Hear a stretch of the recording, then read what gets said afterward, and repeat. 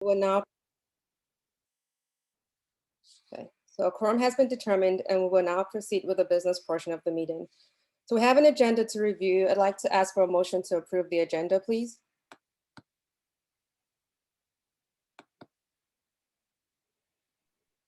I move to approve the agenda. Okay. Susan. Thank you, Susan. May I have someone to second, please? I second. This is Alteria. Thanks, Soteria. So the motion has been properly moved and seconded. Do we have any yeas? Yay. Any nays? Abstentions? All right, thank you. So the motion has been, the motion to approve the agenda, and essentially the agenda has been approved. So let's move on to the actual minutes. Toby, do you mind projecting the minutes, please, or sharing the minutes rather? So are there any corrections or additions to the minutes? I didn't have any. Okay. All right, so since there are no corrections or additions to the minutes, I'd like to ask for a motion to adopt the minutes. This is Carrie. Move to adopt the minutes. Thank you. May I have someone to second, please? This is Austin. I'll second it. Okay, thank you. So all in favor, please say aye. Aye. Aye. Do we have any nays or abstentions? Okay, so the minutes have been approved. Thank you, everyone. So the minutes will be available online within the next 24 to 48 hours. Based on the Open Meetings Act, we are required to post the minutes online and also have the recording online within 7 days. So we usually opt to actually have the recording online in less than 7 days and have the minutes approved at the subsequent board meeting. So let's look at the action items from the last minute. Stephanie, do you have any updates on the enrollment task force, please? Yes, I do. So the enrollment task force is noted in our last board meeting. We are a little delayed with the release. With the return of our operations manager, I wanted to leverage her assistance in getting that rolled out. That position is now vacant, so that is now back in my direct purview for responsibility. So next week will be when that gets released. I am also scheduled to have a marketing meeting with both of our turnaround companies. And one of the recommendations of that was to kind of utilize this as also marketing and rebranding. So I'm looking to see what comes out of that meeting and how we can also roll out this message around the enrollment task force efforts as well. So I want to take an opportunity to combine that messaging. Any questions on that area? Do you mind shedding some light on, how this plays into the transition process and how you're working with both entities, PLA and Friendship, please? Yes, so since both will be at the schools effective, what is that, July 1st, the marketing for both of the schools may be pretty unique based on what their marketing strategies are. So I'll know more when that comes out of that meeting on March 29th. It is scheduled for 9 a.m. on Monday. And again, with the messaging of why the decline in enrollment at Hope, we're looking to, again, use those as a way to expand on our marketing efforts. So as we're reconnecting with parents who have formerly been a part of Hope, just trying to get the message out to them of the change and the rebranding and the new Hope, new year, things of that nature. So we're trying to connect the marketing efforts with the enrollment task force initiatives. So the surveys that went out to the parents were surveys that went to former parents of Hope. So those are the surveys have not gone out. These are the surveys, the messaging in the survey that's going out to former families is also embedded in it a marketing effort as well. Our initial enrollment task force, there were some good ideas that came out of that. And one of the ideas was to also look at this, not just to discuss what the past experiences have been to that have contributed to families leaving, but also using it as a way to spread the marketing efforts about the new structures of the school too moving forward. So at what point can we anticipate that we'll get the results of these surveys, or that they actually will be rolled out to the parents? I'm sorry if I wasn't clear that. So that will happen next week after we have the marketing meeting on Monday. And then I did report in our February meeting that I would look to have those results in April. That was reported back in February when we talked about the release in March. Okay, thanks. Travis, do you mind sharing some updates on instructional practices, please? Sure, Rebecca. Let me share.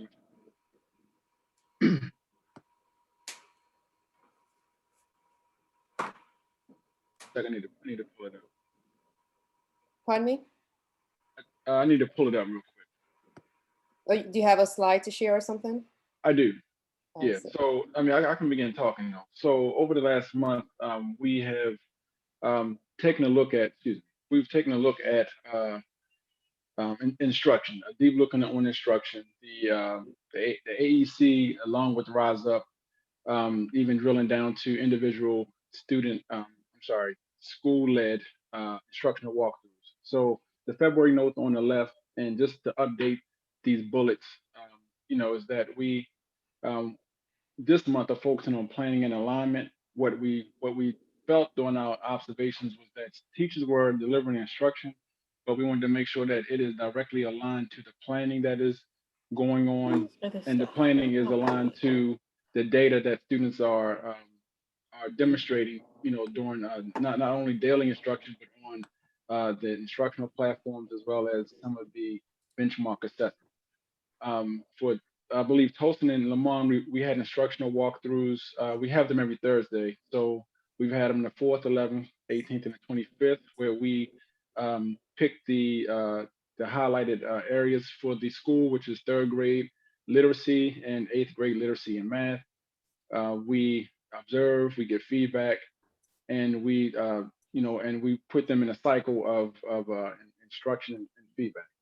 The Rise Up team, our meeting is not until March 30th, but we're going to focus on, we're sort of going back to planning and questioning, so that, because what we want to do is that we want to align the planning and the instruction to the expectations of the part, and expectations of the STAR assessment. So when a teacher is planning, they need to plan in a way that is going to pull information out of students, and students can demonstrate mastery based on what the writers of the assessment, the PARC assessment, are going to be looking for. Coaches, the regional coaches presented at the last board meeting. They presented at the AEC meeting, and they are active participants in the Rise Up calls, and we're sort of becoming better aligned with what the student data is showing us, as well as the school leaders' vision for the schools in terms of instruction. And this is going pretty well. I'll tell you, things are getting much better.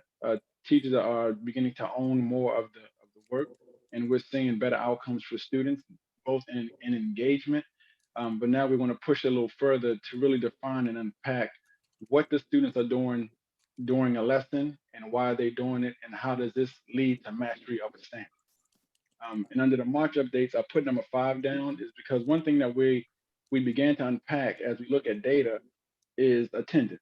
How was attendance linked to, attendance and truancy? How was that linked to, the planning and instruction and outcomes? Because we can look at STAR data and we can have a reaction to it, but we also need to look at attendance. If students if they're not logging on, if they're not completing a task, then that sort of uncovers another obstacle to students gaining mastery. So those are the updates for March, but I do want to click on just a few more slides to let the board know that we are using the progress monitoring tool.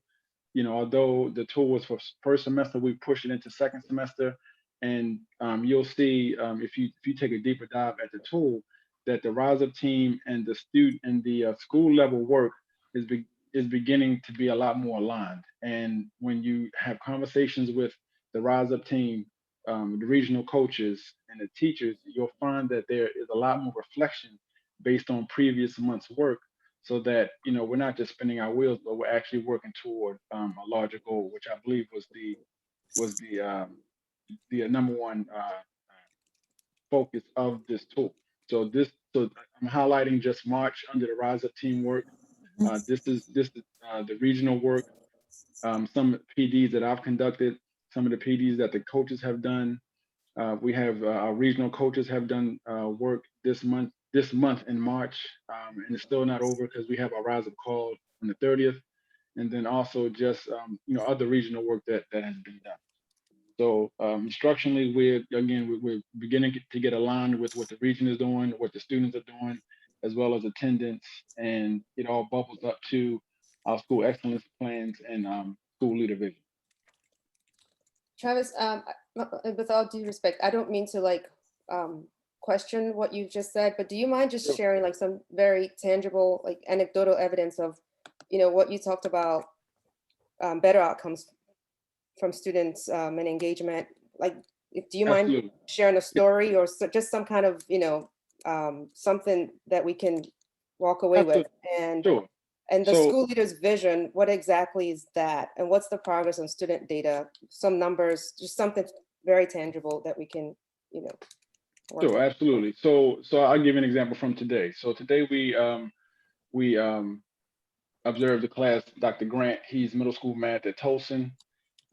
You know, feedback has been given to him previously about engaging more students through the use of collaborative small groups. So that feedback was given to him, if not last week, probably the week before. You know, because what was happening was he was doing a lot of the lecture and he was calling on the same students during the whole group instruction. But during today's walkthrough, what we saw was that he had students in breakout groups where he assigned them specific problems, and he would go into each breakout room to sort of to ask them questions so that they had to demonstrate mastery. And so the group, I think it was Keisha McCoy and I, we followed him into, let's say, group one, where a student was having difficulty with the students, because there were two students in this group. They went on to a problem that they had a better handle of, and the Dr. Grant was able to walk them through his questioning, as you know, to complete the geometry assignment. And this was not evident just 2 weeks ago. So the object was to get kids more engaged, and a lot of times in the whole group, kids are able to hide because the more extroverted students or the students that understand the material tend to hog the microphone. So small group breakouts where students have to collaborate with each other and then articulate their mastery to a teacher, that's what we want to see. Because when students get to the STAR assessment or the PARC assessment, they would have had different opportunities to collaborate with not only the teacher, but also their classmates. And then it also engages them in terms of speaking and writing standards, where they're able to articulate not only that they got the right answer, but how to, you know, what was their thinking around the process. And so, you know, and that's just from, you know, this month with Dr. Grant in middle school math, which is an area for Toast. So in terms of numerical data, I don't have numerical data, but just in terms of the qualitative data around the observation, this was a growth area for Dr. Grant, and we let him know through our feedback that we were pleased with the progress that we've seen in just the month of March. Okay, thank you. Around truancy and attendance, I remember that the last report we sent to DCPCSB, we concluded that we still needed to determine what the incentives were for the students. Has any work been done on that? No, Well, both- Rebecca. Oh, I'm sorry. I'm No, sorry. go, Steph. It's okay. I'm sorry, if I can, since I reported on that.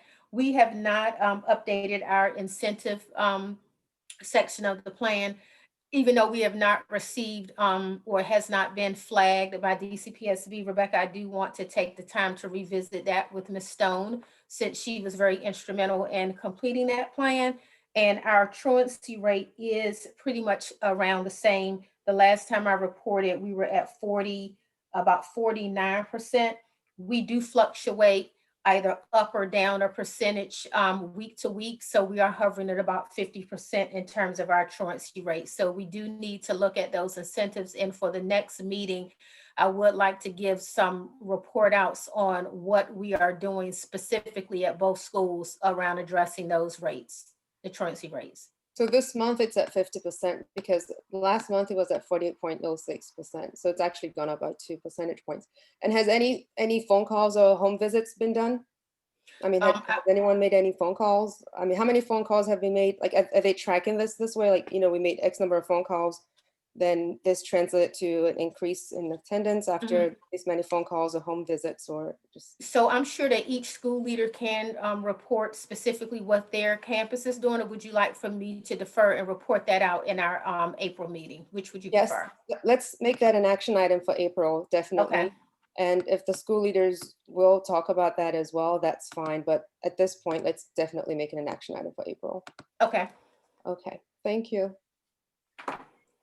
SPED updates, please. Yes, the action items that SPED had was the packets. There were 1 to 6 families that you expected to have received packets from the school. All of those students received those packets mailed on 2/17. And of those students who received those packets, there actually has been 2 families that have been turning in work for those packets.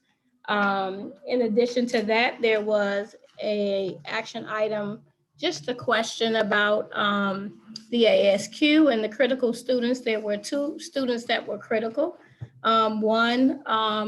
Both children have had bilingual assessments. One was found ineligible.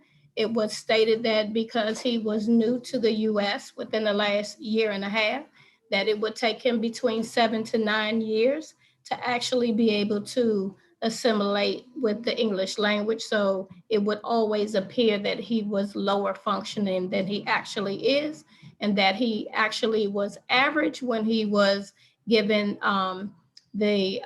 his cultural language activities on the task. And that's for SPED as far as action items. Thank you very much. Yes. So we'll move into the main agenda for today. I mean, that's still a part of the agenda, but the new business more so.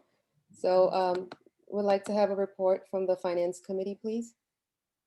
Okay, thank you. I will make this very brief, always working against the time. Enrollment, operations, and finance update. I'm going to start with enrollment first. Just to recap, we are currently at 196 for enrollment at Lamont. This is 2 fewer than what was reported in February. We did have 2 withdrawals since our last report, one due to an IEP preference. Mom apparently had some relationships with another school that one of her other children attended and wanted her son to return to that school as well. And also we had 1 out of state withdrawal as well. So that contributes to our current enrollment at Lamont being down to 196 at this time. For Towson, we are at 359. We had 2 students who withdrew for relocation of out of state as well. So we also had 2 withdrawals from Towson since our last report. So Towson is currently at 359 for enrollment. We are tracking our intent to return on a weekly basis. These are our numbers right now. As of 3/25, we have 49 families or students at Towson who have expressed an intent to return. At Lamont, we have 37 students who have expressed an intent to return. And this is illustrated by grade as well. Any questions? Well, I'll save those at the end. Okay. Going into operations, just a quick operations update. We have contracted a nurse for Towson at this time. She was onboarded on Tuesday, Monday or Tuesday, if I'm not mistaken. So we're very happy about that to help us with our suite policies and also our isolation room policies as we focus towards reopening. Also, just from a re-entry timeline, leadership returned to the building. The leadership team returned to the building on March 8th and has been working very ambitious and making sure we reach our goal and getting our scholars back into a full-time hybrid model. Teachers and staff will be returning on March 29th. This is a pushback 1 week from our initial date of March 22nd, just to make the building readiness as much as possible for our staff as well as our scholars. And in our scholars, we're shooting for April 19th for a full-time hybrid model with the Monday, Tuesday, Thursday, Friday cohort. And what the full-time hybrid model looks like, while we are one school, two campuses, the needs of both campuses may vary, so they will be modified according to the needs of those campuses, of that campus. As of today, well, we did parent surveys to gauge how many parents were interested in in-person hybrid learning. As of today, we have 107 responses from scholars at Towson and 38 from Lamont. Moving on to our financial update. I do want to indicate that the first half of our property taxes are due on March 31st. I will be keeping a watchful eye. As soon as those are issued, we will ensure that we are applying for the refund rebates, as we know that, Thanks, that Stephanie. sensitive area. Then in terms of school reentry, we have downloaded our grant from EGMS, our grant application. Right now, we have allocated a budget of $213,655. We are entitled to increase or decrease those numbers. These numbers are probably, the initial allocation is probably predicated on the reentry plan that we, the intent to apply plan that we submitted. If you look at these numbers here at 107 and 38 for Lamont, each campus is entitled to a $50,000 base grant. And then the per pupil funding is $2,000 for full-time enrollment in person. And so we're anticipating about $116,000 different than what our initial allocated funds are. So we plan on having that submission in by April 7th. This is a snapshot of our financial perspective as of February 2021. Pretty much we're trending month after month. My reports have been sounding pretty much the same because we are kind of like in a consistent measure here. We are on track for 9 days of cash at the end of the year. Just a snapshot as of February 21st, just some key things that I want to point out. We have received our funding. You've been hearing a lot about our playground, the sports surface collaboration that we have with Hanover Group. They have reimbursed us $44,598 of that $50,000, and they're actually going to be covering a little more. So that whole project should be at about 61 or 62,000 by the time that we're done with that. So we have received some of those funds. So we are recognizing a portion of that revenue today. So total revenue recognized is about $8,837,000 rounded. Our total ordinary expenses right now, as of February 28th, are about 9.3 million. If we scroll down to total expenses after recognizing depreciation, we have total expenses as of February 28th of $9,355,488. We are at a net loss as of February 28th of $518,000. And that's no surprise to anyone because we had intentionally built this budget with that net loss for this year, but experienced a greater loss because of the shortfall in enrollment. So I know we hear that time after time after time. Our cash flow adjustments as of February 28th, 2020 were close to $2 million. So that concludes my presentation on finance, enrollment, and operations. So I think I've stay within my time. I have a couple questions. Thanks, Stephanie. I said a couple questions, Rebecca, if that's okay. Stephanie, when you went back up to the intent to re-enroll slide, could you scooch up there? Are we saying, so do we know, I don't see any numbers that, So you don't So, see like, eighth, you don't see 8th grade and you don't see 5th grade yeah, that's because, not bothering me. okay. I'm wondering about the, so we have submitted and we have not submitted. Does the submission always mean yes, or are there no's? Like, I'm confused about, I don't really understand what I'm looking at here. Do we have, Yep. is there a group of students who've said, yeah, they've submitted or they've responded and they're not coming back, or just, I just don't understand. No, so this pretty much gauges those parents who have gone into power schools and who have submitted the intent to return form. That's the first step. Oh, so it's okay, I gotcha. Yeah, so that's just the first There's step. not an Now, attempt not to return form yet. correct. Gotcha. Cool. I understand now. I'm all good. Okay, any other questions? Well, I mean, just one other. It's just, I was interested in your opinion or anyone else's, but I'm kind of surprised more people aren't interested in their kids getting out of the house and back into the classroom. Those numbers seem low. Am I just like nuts, or was this in keeping with what was expected, or do we have a sense of what's going on in the district wide? I mean, I would love to have our school leadership chime in because they are the ones that are more in tune with the pulse of what's happening within their individual campuses. So I Sure. would defer that to them. Okay, yeah, that's fine.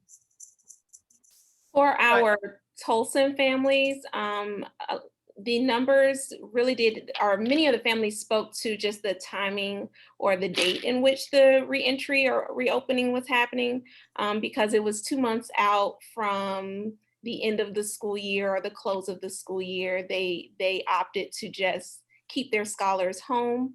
So those were some sentiments that were shared from families. And then Okay.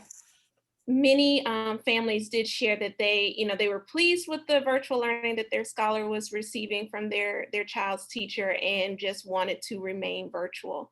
I was anticipating our numbers to be a bit lower. Oh, really? Okay.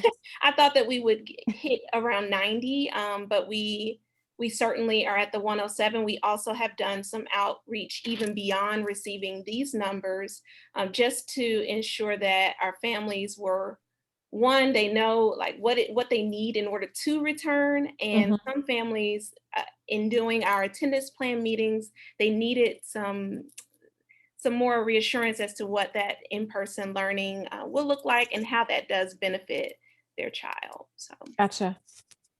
Thank you And for as that. Ashley indicated, these numbers could decrease. I want to be very honest. We have been articulating time and time again about our immunization Right. rate is high. So we are going to be focusing our efforts on the overall compliance, but of these 138 students, we are doing increased calls to make sure that any of them that have not submitted their health records or their immunization records understand the push to get that done, because if not, they don't qualify to return in person without that. Right. Yep. I remember talking about that. Thanks, Stephanie. Hi, Great. everyone. Similar to what Ms. Stone shared, it's similar response from our parents here at Lamont. A lot of it is the convenience factor. Of course, with hybrid, you're going to school twice a week versus 4 times a week. Also with childcare, aftercare not being an option at this time. Some parents are already in their routine, and the routine that they have now and have had for the past year is just more convenient given the timing, opening in the fourth quarter, as well as just having a routine that's already in place. With Lamont, I do anticipate what we're doing to ensure that our parents who have elected for hybrid are prepared. is our enrollment specialist has been calling diligently around making sure that they submit their any health forms that they have missing in their file, as well as we've done a comparison on those students who still had outstanding immunizations, making sure that they know exactly what those immunizations are and that those immunizations are completed prior to the April 19th reentry. So that's where we are with Lamar. Great, thanks. That's really helpful. In retrospect, all of that makes a lot of sense. Yeah. And I did also, just out of curiosity, to see what the Friendship School, what they were projecting. They're at about 40 something students into the additional 20 something students that they have currently at the Ideal campus. It seems that it's pretty similar. Their population, I think, is 280. And so I was just wondering, you know, with a school that's closely in numbers to Lamont, like how many kids are coming back, and it's the same. Great, thanks for that additional information, Ms. Pella. Anything else around finance, enrollment, and operations?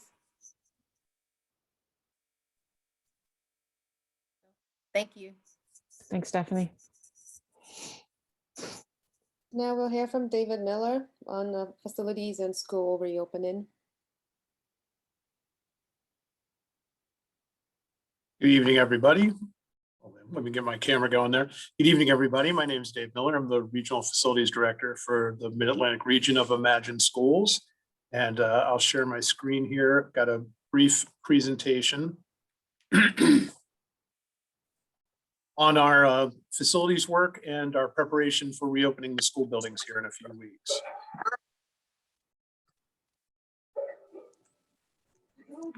So we've been going through some repairs and maintenance. Some things have just been things that have come up that we've had to make repairs on kind of here in the last month, and other items have been specifically repairs and maintenance for reopening the buildings. We recently repaired a pretty significant repair to an HVAC rooftop unit at Tolson that was completed a week ago. We have roof repairs have been completed in both Lamont and Tolson buildings, and they are holding up well through the rain and some of the weather that we've had over the past month. We are completing deep cleaning and floor burnishing and classroom setup in preparation of scholars' returns. We'll be replacing urinal partitions in the Tolson group lavatories. That's kind of in process right now. We've also have been completing replacement of stained and broken ceiling tiles in the buildings. We also did patching, painting, and replacement of the wall base at the Tolson cafeteria.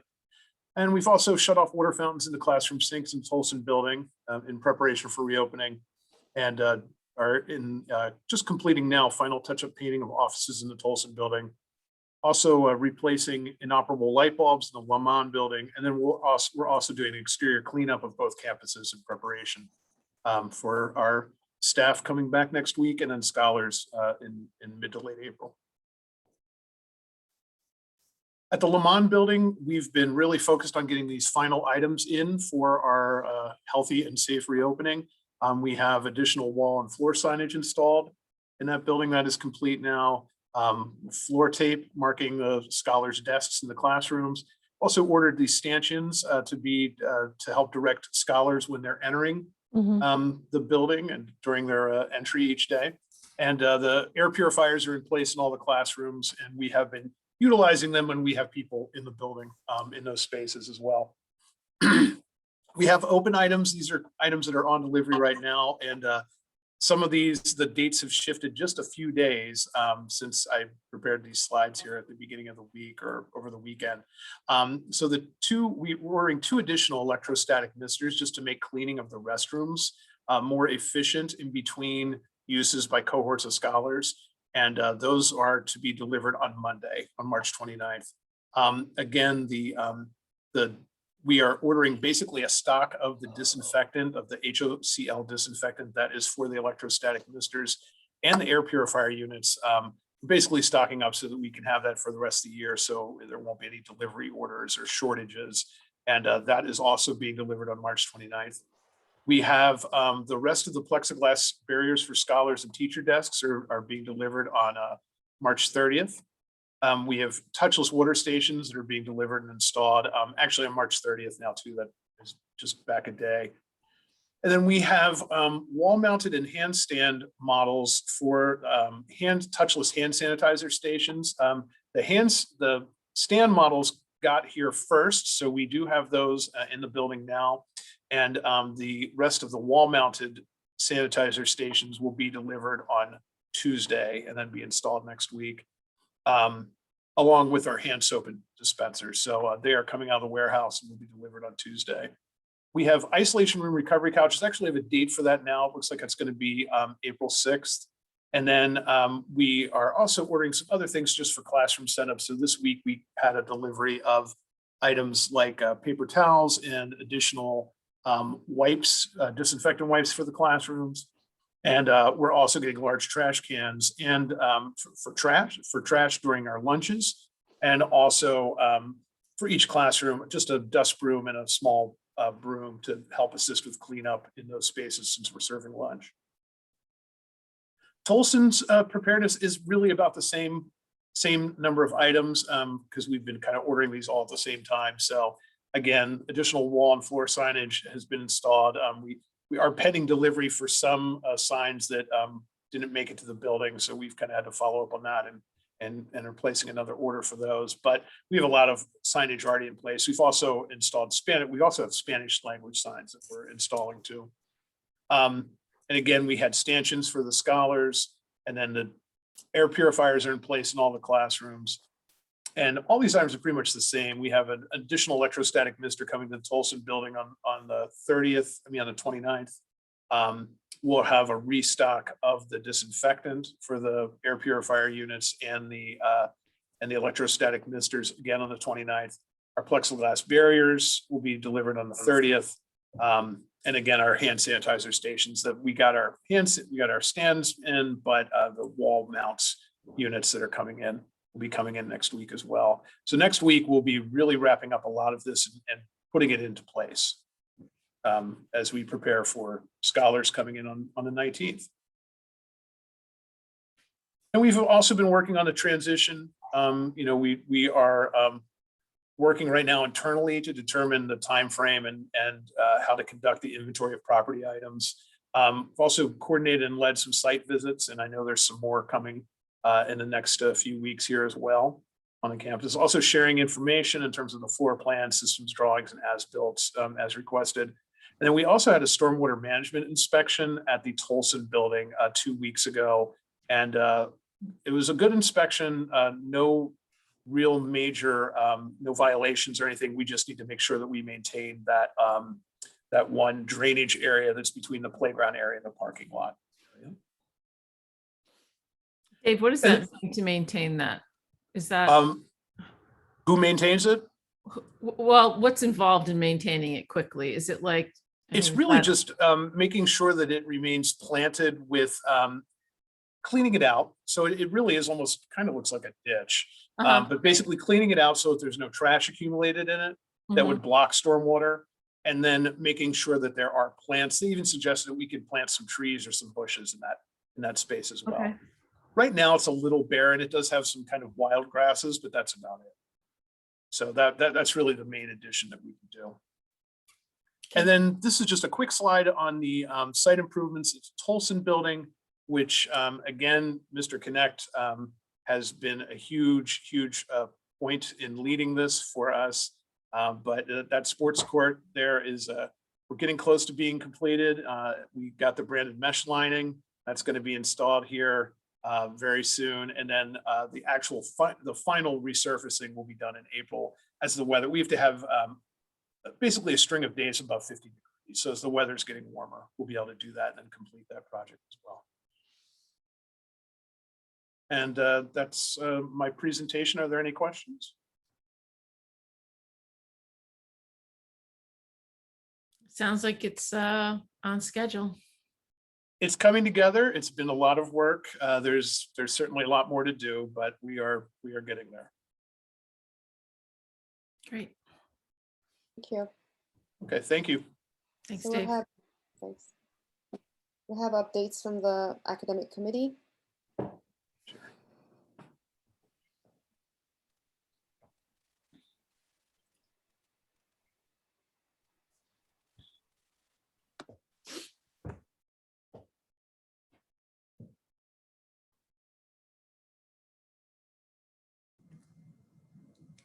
Would that be the school leaders? I'm sorry. Yes. Oh, okay. I'm sorry. Oh, come on, you know that. I know, I don't know. I think it's just been a long day. Yes, I was. Thank you. We'll be projecting our presentation. Yes, here we go. Okay, well, good evening, everyone. My name is Ashley Stone, and I'm the school leader at Hope Tolson. And good evening, everyone. I am Ms. Pella, school leader at Hope Lamont. Okay, our focus today is on teaching and learning, and we'll jump right into our updates. Okay, for Lamont, we'll just start out with our coaching support and school leadership collaboration. On our last call, we took the time to go a little bit more in depth just in terms of what the relationship is between the coach, our regional based coaches, school leadership, and our instructional practices within our school. And so this week, not this week, but this month rather, we wanted to emphasize what our updates were, just so that each stakeholder knows what direction we're going in terms of how we're facilitating professional development and teacher support along with our coaches. So this information for Lamont is based on our weekly check-ins with our school, with our regional based coach. So updates for Lamont: improvement in engagement among teachers on the coaching cycle, as well as those who receive voluntary support, is on the rise. One of the things that we will do at the Academic Excellence Committee level is provide a more in-depth, numbers-based approach to basically narrowing it down to teachers individually and grade levels. But what we have noticed, just based on qualitative data from our school-based coach, as well as based on formal observations and informal walkthroughs, that we have noticed an improvement in engagement among our scholars. Similarly to what Mr. Miller reported, we have been working a lot on how to get our scholars engaged so that we don't have that glassed over, kind of checked out look among our scholars who are in whole group instruction, while also ensuring that our scholars are monitored.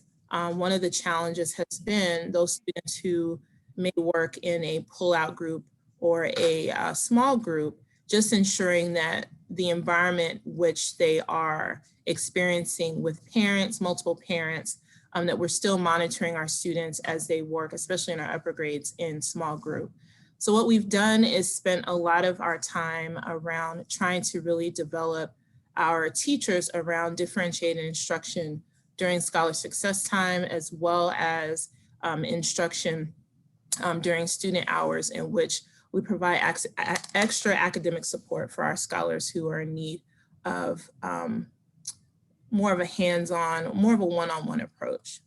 One of the areas that has also shifted, we've shifted our focus a lot to RTI, just in looking at our data from our last STAR assessment, as well as just understanding the difficulties around what our scholars are experiencing in the virtual learning model. One of the things we want to make sure of is that our students, down to the exact name of the student, down to the skill level, is receiving that intervention support. And so we have shifted our approach to more of an individual-based approach, as well as implementing virtual portfolios for all of our scholars from pre-K 3 through 5th grade. This does a couple of things. So number one, it kind of directs the teacher into understanding each student on an individual basis, as well as down to the skill level. So there's a portfolio requirement for each grade level, depending on what grade you're in. So it ranges from writing samples that each scholar has to have, also test scores from STAR-based assessments for reading and math. For pre-K, it's a little bit different. Theirs are based on the letter people assessments. So really making sure down to each student that we have a full snapshot of their strengths and then their areas of growth. Also in preparation as kind of a part of the transitionary plan, and just making sure that every single student is accounted for and there's a full snapshot of their achievement and their needs prior to the end of the school year as we move into the fall of more of a in-person or more of a traditional approach to learning. Our professional development focus, again, has been centered around scholar engagement and using data to design quality learning plans and making instructional decisions. And that is directly related to RTI as well as our virtual portfolios, which has a large component centered around data for each student. And those are the updates for Lamont. Okay, similar to Lamont, at our instructional leadership team level, we are conducting those weekly check-ins as a team so that we can calibrate our efforts across the building. Along with that, we are also ensuring that we are in classrooms. Each school leader is in classrooms every day, visiting various teachers. However, we know that it's important to walk together in order to calibrate our thinking, to develop or to look at trends together and develop priority areas. So we are conducting weekly walkthroughs, but rather than walking through every building on those Thursdays, we pick target areas or target grade levels. We go to those rooms and then we follow up with our feedback as well as a follow-up visit or follow-up planning sessions and coaching sessions with those teachers. So that is some evidence of our cycle of improvement for teachers. As far as coaching, our coaches in ILT, we are focused on virtual portfolios similar to Lamont. However, we are looking at the 8th grade level specifically. Each teacher, they are keeping student work at every grade level within our Google Classrooms. That's the method in which we are collecting those virtual portfolios. However, we're taking it a step further with our 8th grade scholars, and this was at the recommendation at our Academic Excellence Committee, where we brainstormed and we collaborated around the need for high school readiness and looking closely at what our 8th graders need and preparing our teachers for those supports. So that looks like with the collaboration of our 8th grade teacher, our teacher lead, Mr. Anderson, as well as our regional coach and our school-based intermediate coach, that's Ms. McCoy and Ms. Boone, we were able to develop a capstone project for our 8th graders in addition to those virtual portfolios. So we're looking forward to those presentations from our scholars. Additionally, it is important as an instructional leadership team that we are continuing to have data-driven practice. So as we stated last time, planning was an area of concern. You would think, around it's March, but our teachers, they were starting out the year very strong, planning and getting into the routine, and then we fell into a bit of a slump. So we knew that we needed to pick back up with the lesson plan submissions because that's the heart of instruction. That's how we are able to give feedback before the lesson takes place and even after the lesson takes place. So it's important that we increase that submission, and we were tracking that percentage. So we're presently at a 44% submission rate. This was last week. We expect to see a much larger percentage. Our Mr. Connect, who is our interim or acting assistant principal at this time, he is tracking that data and reporting it out to teachers. And then professional development focus, similar to the Lamont campus, we are also focused on student engagement as well as teacher facilitation. And then our school reentry preparation.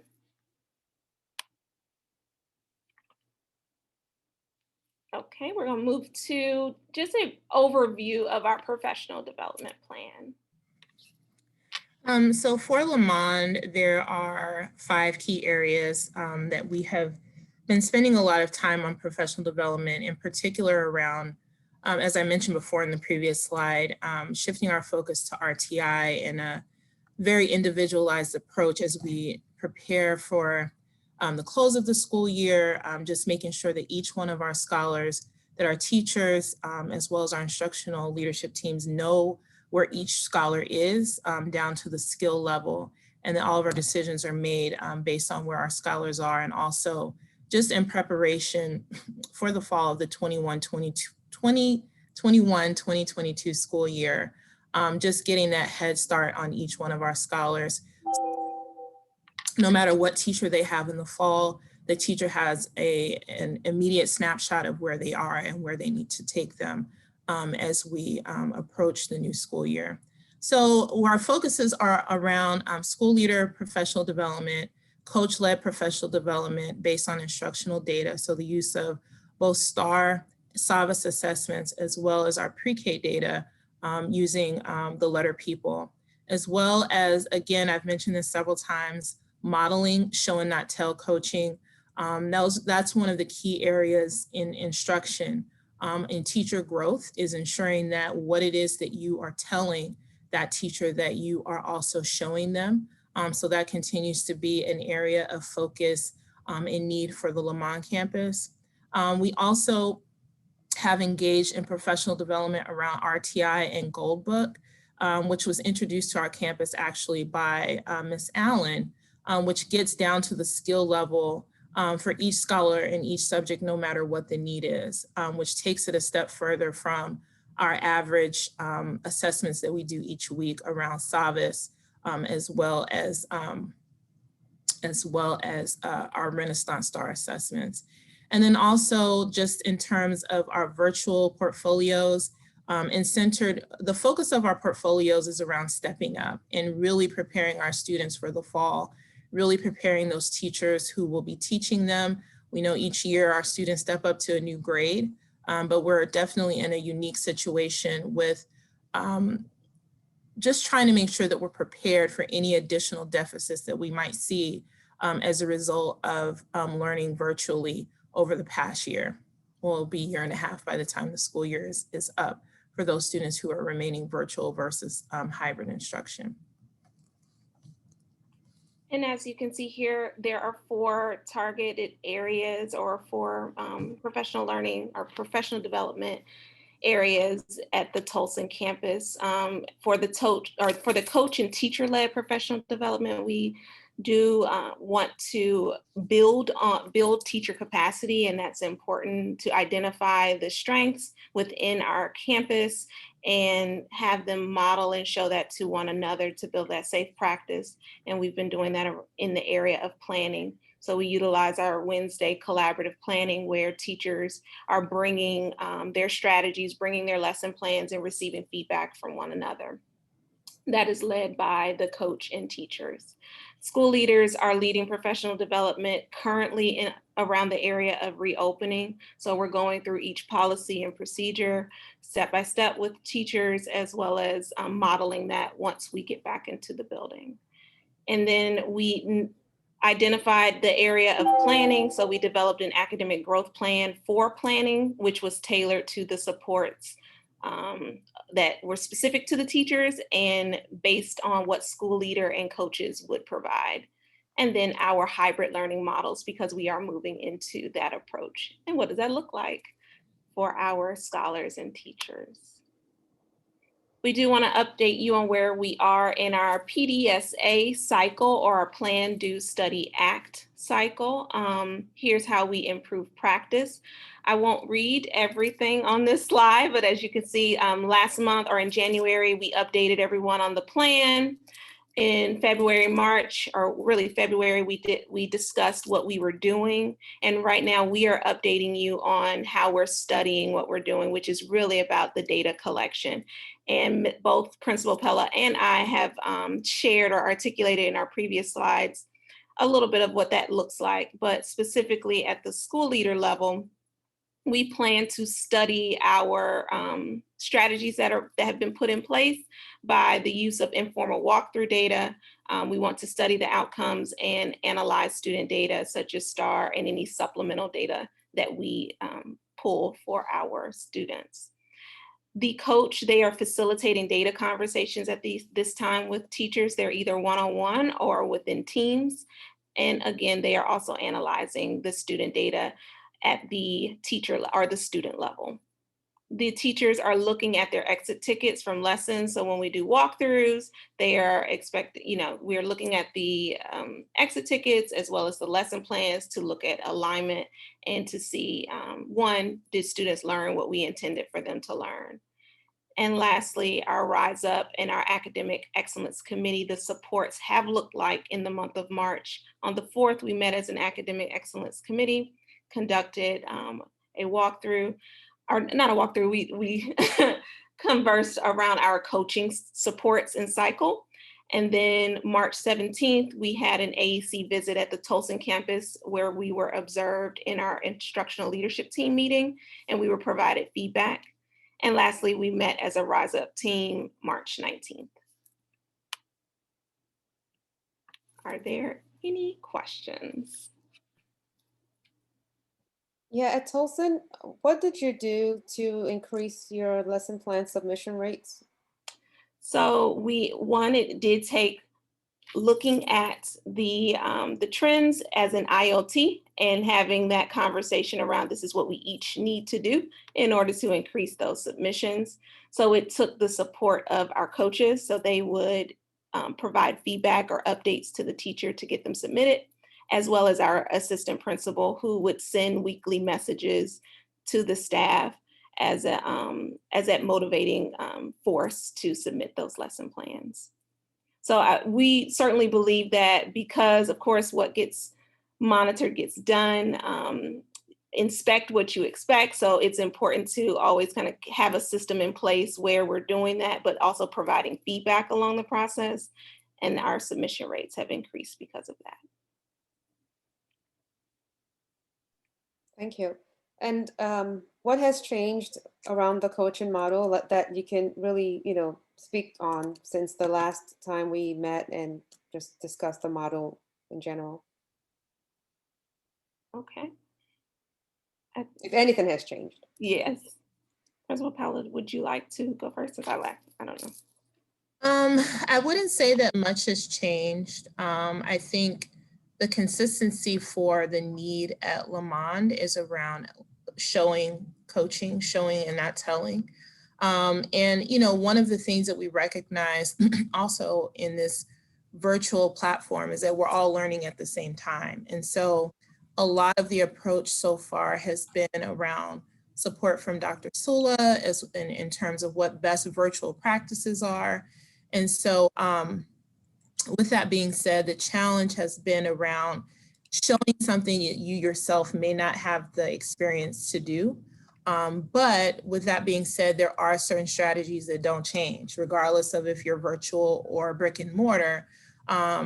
Teaching students how to make inferences or teaching students how to decode it's going to look the same no matter if it's virtual or if it's in person. So what I will say is that has been a consistent need and a consistent focus area for our teachers at Lamond. One of the things we've also instituted that has been of somewhat of a use is around our video coaching library, in which teachers do submit their version of what they feel their exemplar is for the week. And one of the strategies that we're looking to implement a little bit more is in terms of if a teacher is struggling in a particular area that is noticed in a formal observation or an informal walkthrough, that video library is used regularly by our instructional leadership team so that when we identify an area of need, given especially that we do have one coach primarily, that we are also able to use other methods of providing instructional support, peer-to-peer instructional support, just to also increase the capacity in which we have to do that modeling piece, which is so important for our teachers.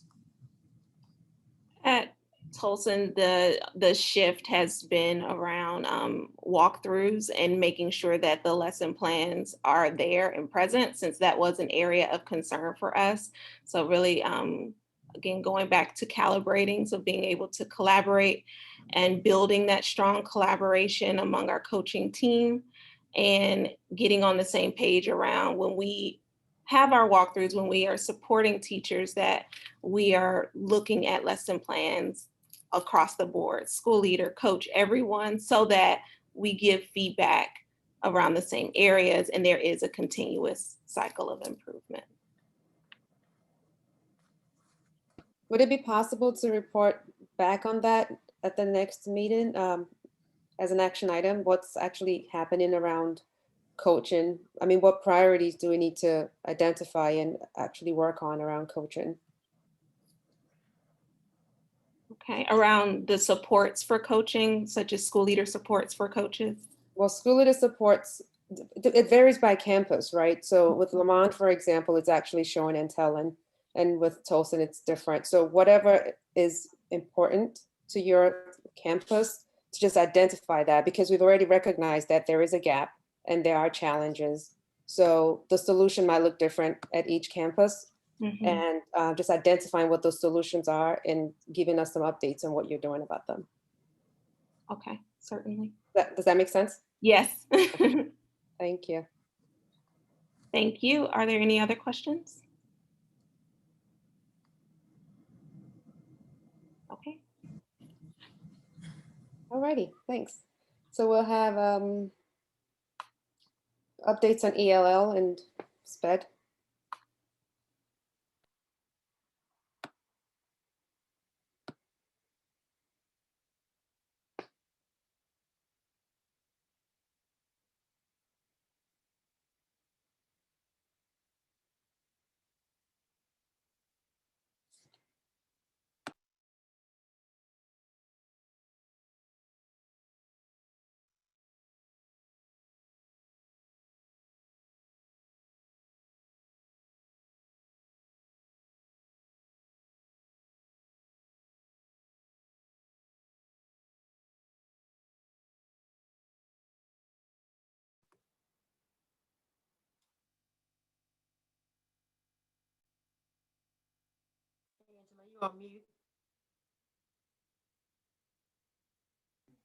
I'm sorry, I apologize. Good evening again, everyone.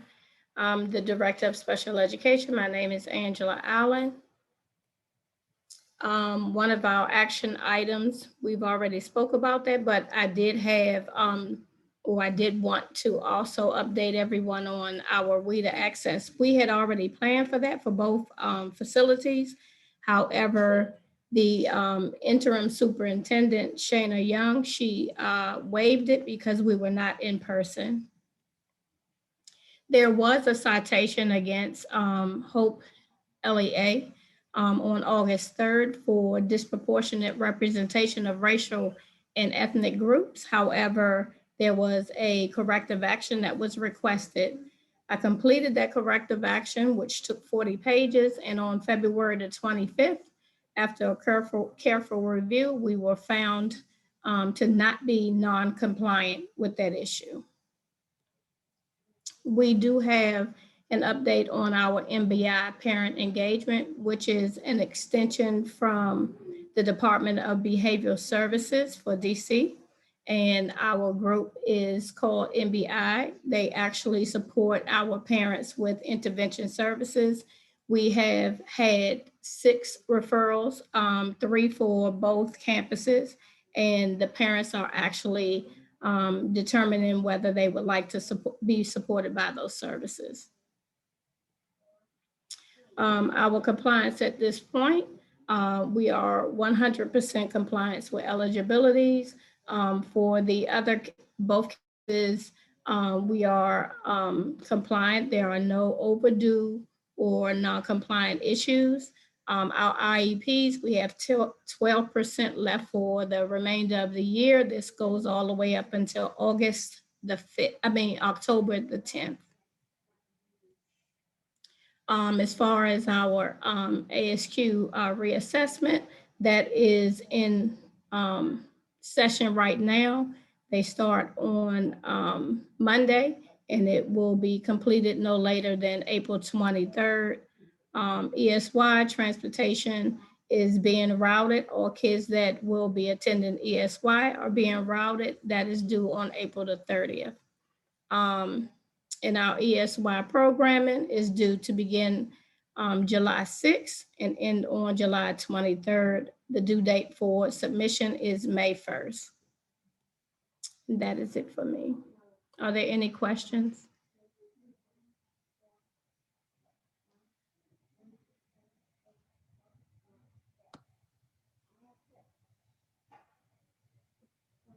Perhaps not at this time. Any questions from anyone? Okay. So we'll move to the governance committee updates.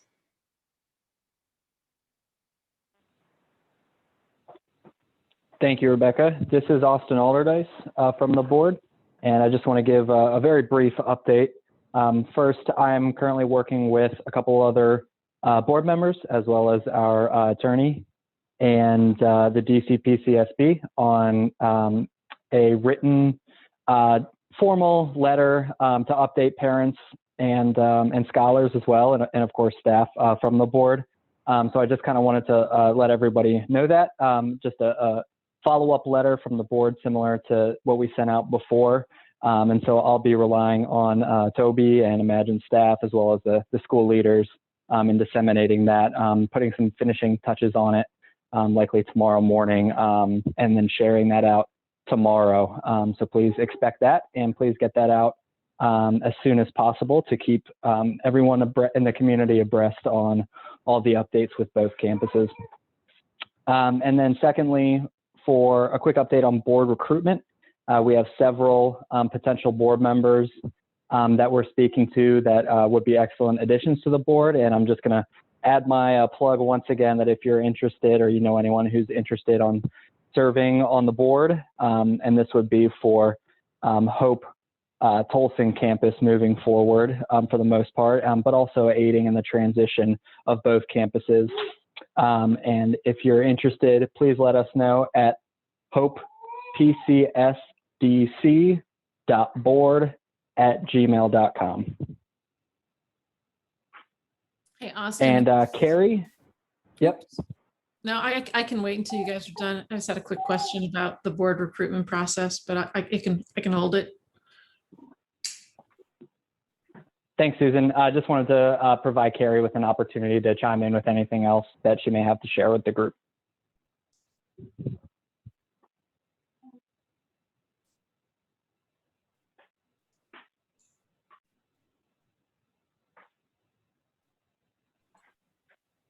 And maybe not.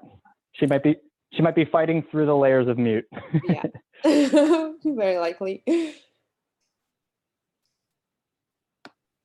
Susan, were you going to say something? Yeah, I just wanted to know, Austin, in terms of the process for recruiting and securing new board members, are we looking at bringing folks on roughly? Can you give me an idea? Like, is it going to take a month? Is it going to take 2 months? Do we know? Yeah, typically it depends, right? Is always the answer, it seems, with things like this, as we try to connect several different parties all with each other. So just to give everybody an idea of the process of how the recruitment and the onboarding works for board members, which might especially be informative for anybody who's interested. So first, we have a somewhat of an informal introduction with one of the board members. So for example, it would be myself. And then we would have the potential board member speak with a member of the committee that they would be most interested in, whether it's governance, finance, or educational excellence or academic excellence. And then we would have Rebecca as board chair, make sure that we have the potential board member talk to her as well. And there would need to be a recommendation for the board to vote on said potential board member. And while this entire process is going on, we'd also have the potential board member join at least one of our public monthly board meetings. And of course, keeping them updated as we go along, especially during our current environment where we have these transitions going on. There's obviously a lot of things in the air. So making sure that they're informed and interested all along the way. And so that can take anywhere from a few weeks to obviously a few months. So. Okie doke. Thanks for that, Austin. Yeah, Austin, thanks for bringing it up, Susan. Are there any? Oh, sorry, go ahead. Yeah, please. Just gonna say, any other questions? Is any prospective board member on the call tonight?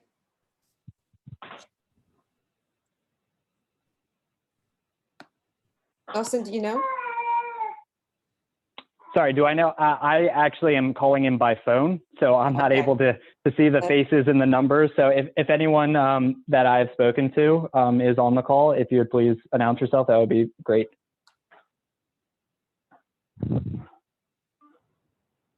Okay, so we know Neha was on last month. That's fine. Okay, thank you. That's correct. All right, so. All right, thank you. Thank you. So next we have updates on the transition committee working groups and working group. Each entity essentially has a transition committee, and the members of those committees at the different schools meet together as a working group. So do we have anyone from Imagine who would like to share some updates? I know I have Sean's name here, but Sean, please feel free to designate someone.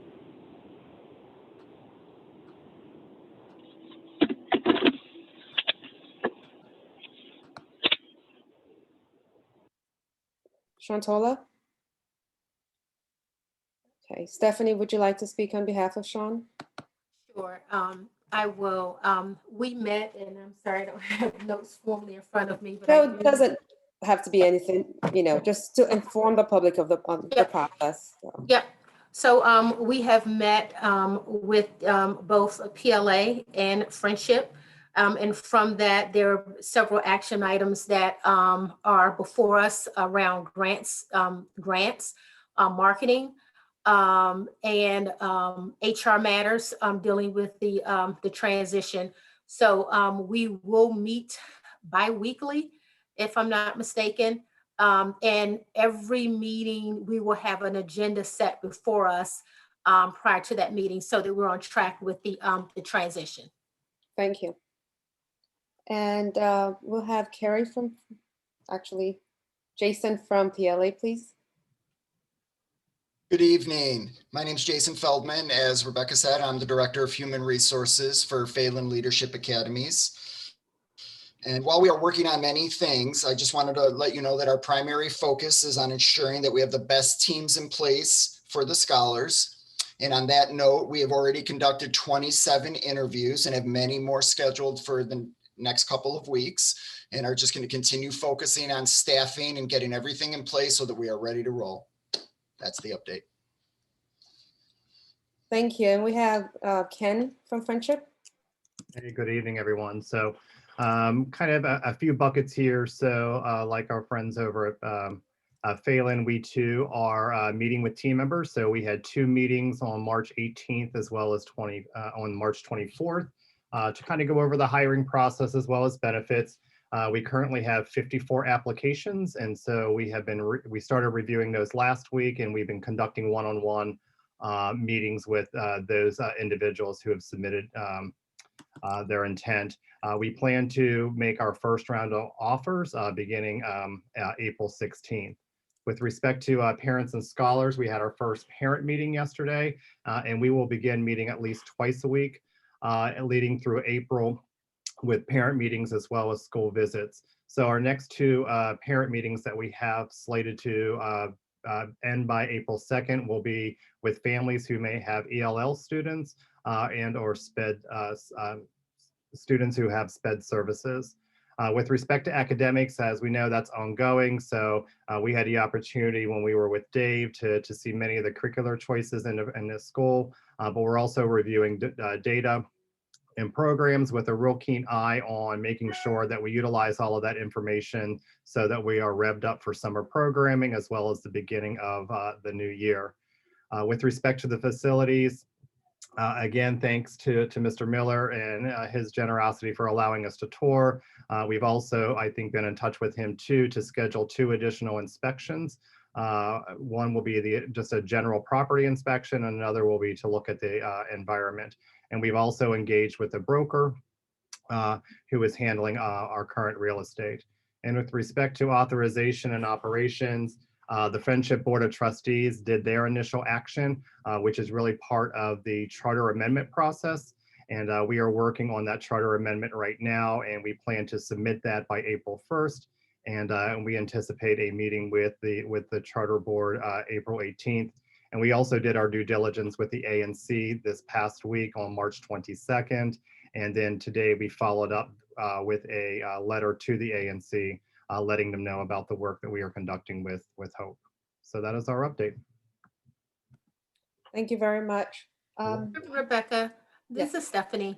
May I ask, and I don't respectfully, I have gotten some feedback that some of the messaging to parents around enrolling with Friendship at Lamont is getting a little confusing, and they're being a little concerned. So I just wanted to point that out. So I don't know when we are scheduled. I know that Austin mentioned getting information out to parents about that, but wanting to make sure that we're very careful and not confusing parents with the communication about how to enroll with Friendship if they're at Lamont, because I did get a couple of phone calls today about that. Okay, so Pat and I had a meeting with my school DC this week. And the way that my school DC works is based on the building, and the board and Friendship intend to maintain the building at Lamont, although there is a plan to make some improvements to the building, which means that the parents can still enroll their children at that building. So once, in terms of how my school DC works, parents can maintain their enrollment at Lamont, because when the public charter school board votes on what, Heather, our council will speak on in a few minutes, once that vote goes through and, we're planning everything works well, God willing. The idea is my school DC will then change the name on their platform, and the registration will continue. So for current students, parents can maintain their enrollment where it is because it's not going to change. For new students, they will be put on a wait list, although there technically isn't any wait list in the sense that there is space and there's the capacity to absorb the students are there, but it's just common practice to put the students on a wait list. My school DC has confirmed that they would share the parents' contact information with us. So once that vote happens, then we can call those parents to say, hey, we noticed that you expressed an interest in this particular school. Please continue the enrollment process. And to a certain extent, enrollment in DC is ongoing. I mean, clearly we lost students a few months ago. The enrollment has declined steadily over the years. So it doesn't mean that parents still cannot enroll their children. The deadline is just set for, operation and organizational planning purposes. So for those who are still at Lamont and who want to remain at Lamont, they don't have to change anything. They will be converted after the vote officially takes place. Yes. Does And that Rebecca, answer your question? yeah, so the confusion was around those that are currently at Lamont. They thought they had to go back through my school DC. I did clarify that today, that should not be the point in case. I was just making a point of it so that we are being kind of intentional about clear communication on all ends with current families. Yes, they do not have to go back to my school DC.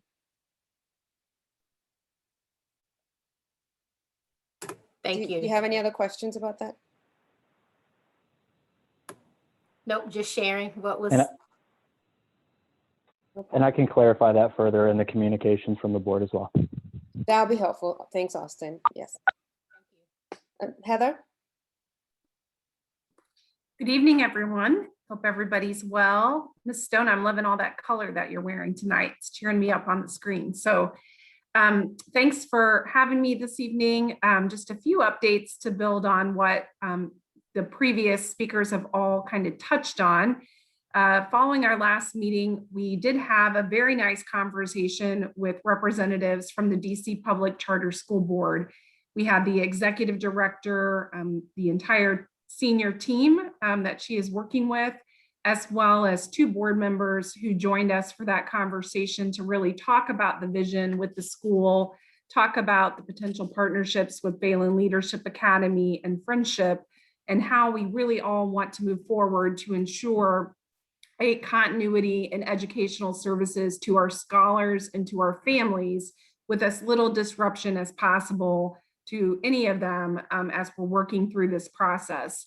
I think it was Mr. Cherry who indicated the timeline. It is an aggressive one, but we are all working 24/7 to make sure that everything gets filed okay. But we will be filing charter applications with the DC Public Charter School Board by April the 1st. We will, as part of that process, be talking about our interest in bringing on Phalen Leadership Academy to serve as a turnaround operator for the Tolson campus and the vision that goes along with our work there and our partnerships with other vendors that we've already talked about as well. Additionally, we talked with the board about our also partnership and conversations we've had to date with Friendship and how we are working with Friendship in order to absorb those students who are currently at the Lamont facility and making sure that those students and families, as we just discussed, have a continuity of services and are able to continue to be served at that campus. So we will be submitting our information. The board will review it. It is their goal to have a public hearing and vote at their April 19th meeting. We really were encouraging the board not to wait until May for a few reasons. One, I know that Friendship and PLA, as well as the board, is very eager to be able to work with our teaching and faculty staff to ensure that they have offers, they feel confident, and if they're staying and being part of this new transition, as well as to our students and families, so that those parents know that their kids have a great educational opportunity for the 21-22 school year. So Rebecca, with that, I'll stop. I'm happy to answer any questions, but we will be working fast and furious, but all in the best interest of ensuring this transition is a smooth one. Okay, great. Thank you so much. So at this time, I think we actually have addressed all the items on the agenda. Are there any questions, announcements from anyone? I just had a quick question for Heather about the ANC over at the Tolson campus. That's all wrapped into the plan. Do we have to do, is the current school board required to do something, and will you ping us if we are? So we do intend to reach out to the ANC, and Heather, sorry, not to answer for you, but to the ANC locally, Heather and PLA will be working closely together Okay. to make those contacts. And Pat and I also will be meeting with the council member at large, Councilmember Henderson and Councilmember White. And we also have met with the council member for Ward 4. So we'll be doing the same with Ward 5, just to keep everyone abreast of what we're doing and the importance of the work that we're doing to make sure that they understand that this is in the best interest of the school community. It's to achieve the vision to provide a high quality and world-class education for all students, especially Black and Brown students, and to make sure that we are also saving taxpayer dollars. So I think those talking points are very important to get across to the general public and the elected officials. Great, thanks, Rebecca. Thank you. Okay. Any other questions, comments, concerns? So I'd like to recommend that the board moves to a closed session on business matters to discuss the board recruitment efforts. And before we do that, based on the Open Meetings Act, I have to confirm that we do have a majority of the board. And after we actually make a motion to go into a closed session, then we'll make a motion to officially close the meeting. So both will kind of happen simultaneously. So I'd like to request that we move to a closed meeting to discuss business matters regarding board recruitment.